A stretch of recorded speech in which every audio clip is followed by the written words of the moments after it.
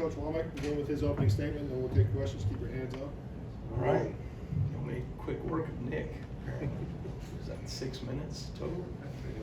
All right. Looking back on last week against Mercer, I thought obviously it was great to get a win and one which we were able to play a number of guys, got some young players in the game, which was really good. I thought the guys were really dialed in throughout the week. They were locked in and focused.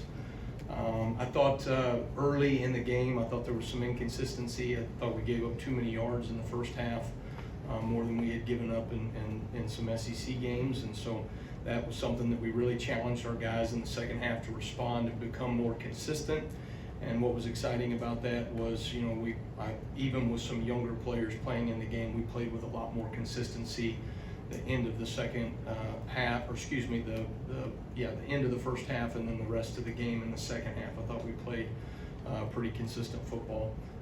We are continuing to take the ball away from people. There's a sense of urgency from our guys to do that. There's an effort that you see play in and play out of our guys trying to take the ball away. Obviously, the takeaways themselves, the forced fumbles, the interceptions is what everybody else sees. But when you go back and you watch the film, there were numerous times where our guys are trying to take the ball off of them, and it's just a matter of time before, on any given play, you can create a takeaway. And so I think our guys have to continue to do that. I think that's become a huge piece of our identity as a football team. We're taking the ball away from people, we're turning those takeaways into touchdowns, and that has to continue. So going into this week, this is certainly an exciting environment that we're going into play in Norman, Oklahoma. A very proud program who's entering the SEC obviously this year, and is going to fight. I think they've had some ups and downs, but I think they've fought really hard as a football team, and they've got a quarterback that to me is very talented, can make all the throws. Does some things with his feet that obviously has kept them in position to move the chains. He does a really good job in some of their zone read game and all the different quarterback option concepts that they have. Does a nice job delivering the ball, can make all the throws across the board. I think they run the ball hard out of the backfield. And then they've got some guys that are coming back in their wide receiver core that are pretty dynamic, and when they were healthy at the beginning of the year, they were doing some really special things, and you're starting to see those guys back and playing now. So it'll be a great challenge for us, again, going on the road. Certainly what we were able to do the last time on the road, I think our players have understood what it takes to go have a sense of urgency, to go play well on the road, and so that needs to show up this Saturday night. So looking forward to the week of preparation and prepare our guys to maximize their opportunity in Norman. Thanks, Coach. We'll start with Nick on the phone line. Yeah, you're third in the country right now in takeaways with 24. What culture-wise did you try to instill, and that you really feel has locked in by now for these guys to really be getting takeaways? Yeah. My dad taught me this years ago. Takeaways, it's almost like muscle memory. You have to continue to preach it. You have to continue to drill it. You talk about it before we go out to a scout team period. When we start every practice, we start a takeaway circuit. And that started from spring ball to fall camp to every day we go out there on Tuesday and Wednesday in practice. We have 6 different drills that our guys go through that emphasize of creating interceptions, punching at the ball, raking at the quarterback, a number of different areas where you could take the ball away from an offense. And what happens is all of a sudden you do those drills day in and day out, and then you go to scout team periods and you say, okay, this period right here, we're not going to work on tackling, we're going to work on punching the ball out. So I don't want to see any wrap-ups. All I want to see is you punching the ball out. And all of a sudden it becomes muscle memory on game day. So when Damani Jackson comes off the edge in a corner fire, he thinks, okay, I have a chance to be able to knock this ball out. Well, that's the exact same drill that he's been doing for 9 months now, is punching the ball in that exact moment. It's just now becoming muscle memory for him. So those are the things that are exciting, and certainly, like I said, it's becoming an identity of who we are as a team. and so that has to continue moving forward. Let's go to Colin on the left.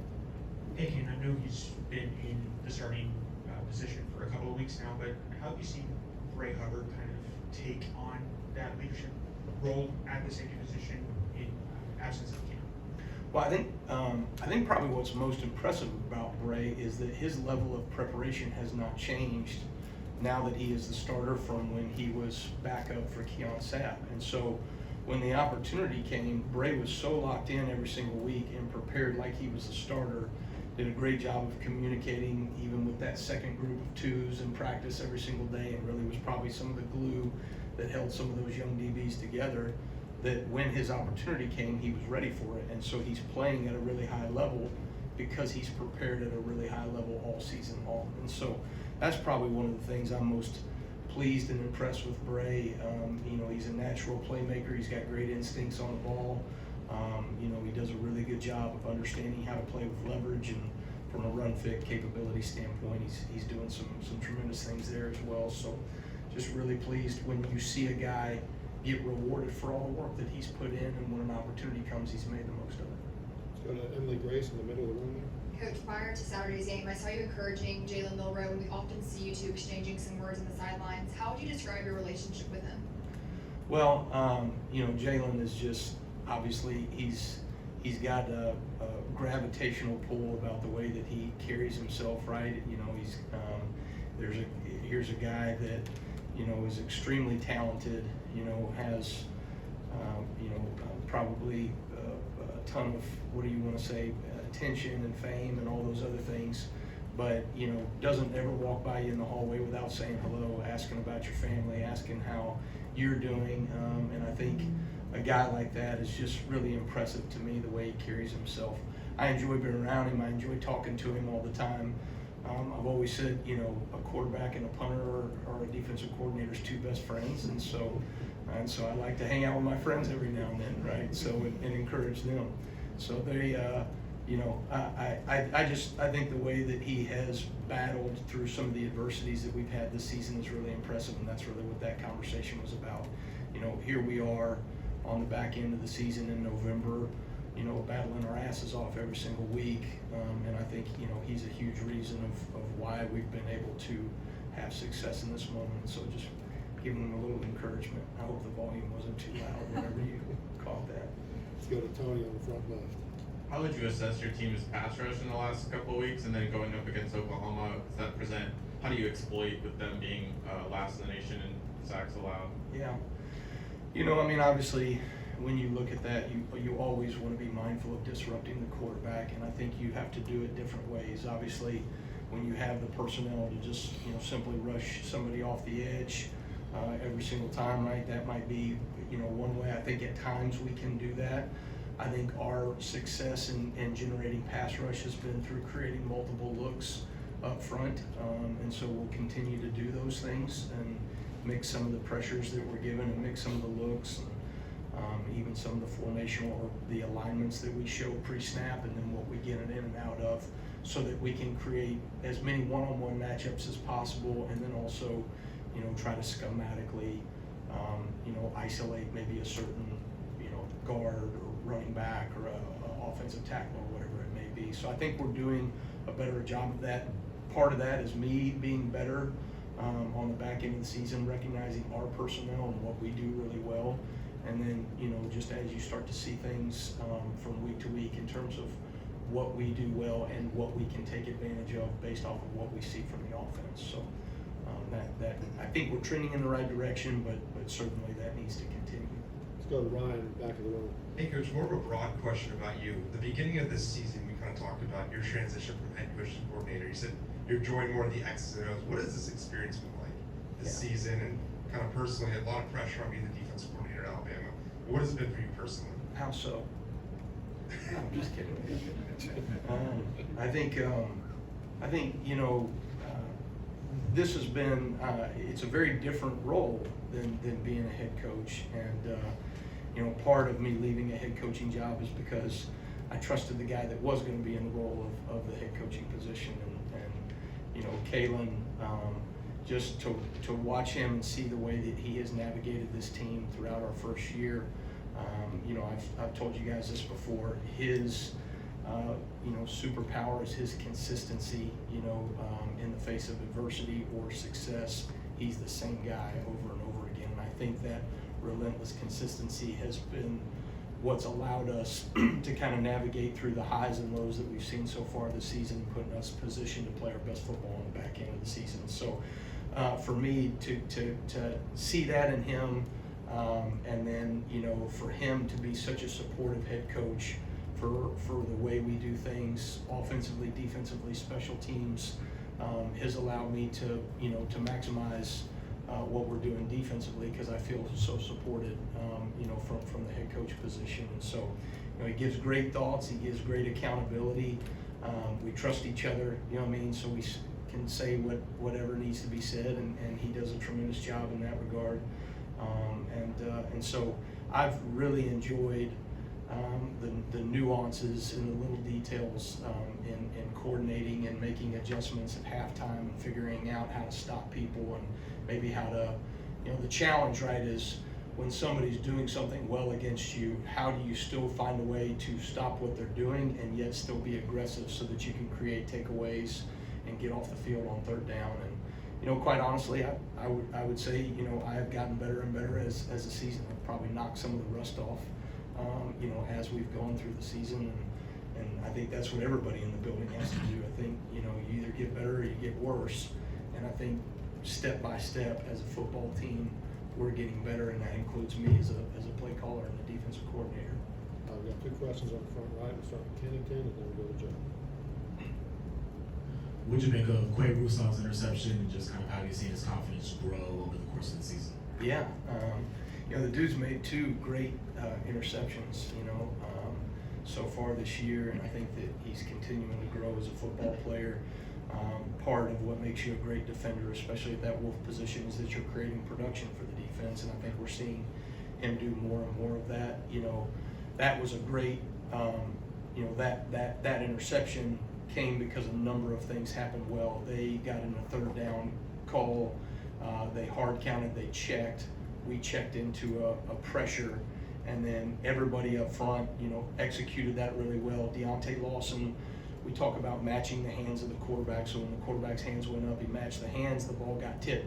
Really, if the ball doesn't get tipped, Quay's really still in a really good position there to go. He may have picked the ball off anyway, but now when the ball gets tipped and he has to dive and work through that. So I just think he's doing a really good job of continuing to stay relentless in his process, and now that because of injury and because he's producing at a higher level, you know, he is playing more and more consistent as we go through the season, and certainly, you know, when you think about some of the things that have happened in that room, and we've got a couple of guys that were down. I mean, he's stepping up at the right time. Let's go to Joe. Staying in that room, how would you assess the play of Yanzi Pierre? And secondly, if I could, how do you balance with Oklahoma preparing for a quarterback like Jackson Arnold, and then with Michael Hawkins on the back on the sidelines? 2 different skill sets there. Yeah, you know, first Yanzi, I think, is taking steps in the right direction. You know, I think it's fun for me to watch the maturity of a young man. You know, certainly you think about year to year, but just for a younger guy, right, you can almost see weekly someone maturing and the way that they're going about their preparation to maximize their opportunities on game day.